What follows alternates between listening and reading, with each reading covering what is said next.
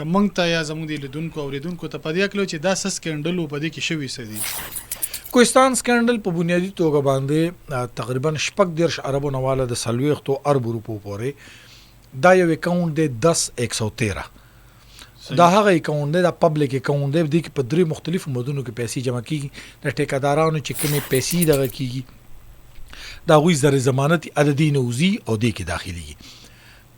دی کې د 2019 نواله د دسمبر 2024 پورې دینه تقریبا 40 ارب روپۍ په غیر قانوني توګه باندې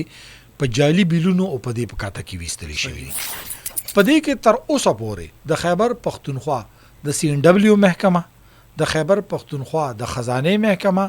د خیبر پختونخوا نه علاوه د وفاق اداره اکاونټنټ جنرال چې کوم دی هغه او ورسره متعلقه بانکونه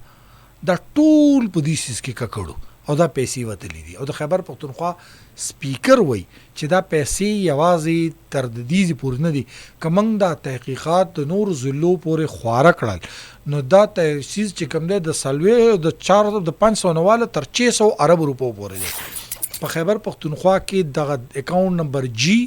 10113 په دې کې د بڑو رشوتونو د آسان طریقو خلک سوال لا کې چې کوهستان کې والی یو خو کوهستان کې کرپشن کول چې کوم د ډېر آسان وي ځکه چې الیس گورن ایریا دا یو خو افسر په اعلی آسان التنزي چې دا هغه ځکه سيزونه ویریفای تاسو ته پته ده سموده مخ کې دلته سلور جنکو ولا ډانس ویډیو راغله یعنی خلک په هلیکاپټر کې لاړل ټیمونه ولګل چې سلور جنکې ویریفای نکړي د چا پلار خو په کوهستان کې دا پیسې ویریفای کی چې الته دی لاړ شي اول ته دې سيزونه دي بلا سيزونه چې کوم دي دا سيزونه کیږي الته کې ډیویژنل چې کوم اکاونټ افسر دی ډیسټریکټ اکاونټ افسر دی ډیپټي ډیسټریکټ اکاونټ دا چې کوم دی اکاونټ سیکشن والا چې کوم امپلایز دي دا ټول په دې سيزونه او دا اداره جاتي کرپشن شوی او دا نو دا سیستماتیک کرپشن دی د دې نه مخکې دا پیسې په کروڑونو کې به 2015 نه وتلې خو د 2019 کې په 2019 نه 2024 پورې حکومت د چا دی د پاکستان تحریک انصاف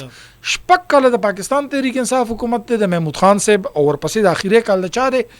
د الیمین ګنداپور صاحب په دې پمنس کې یو کال چې کم دی د نگران حکومت راغلی او صرف په دې اخیری کال باندې د 15 ارب روپو نه زیاتې پیسې د جی 10113 اکاونټ نه وتی دي 2024 نه 25 کې 2024 پورې یعنی 2024 جنوری نه والا د دسمبر 2024 پورې 1 ارب 15 ارب روپو نه سیوا 15 ارب روپو نه سیوا په دغه یو اکاونټ